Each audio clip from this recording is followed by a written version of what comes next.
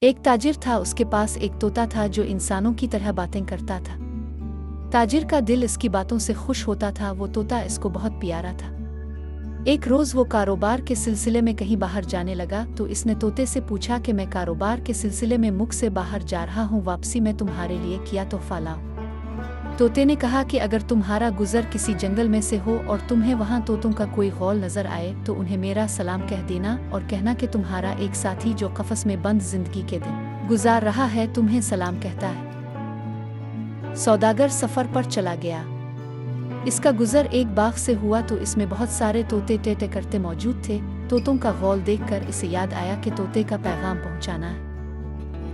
سوداگر نے طوطوں کو مخاطب کر کے پنجرے میں قید طوطے کا پیغام دیا۔ پیغام کا سننا تھا کہ ایک طوطا پچ سے زمین پر گرا اور مر گیا۔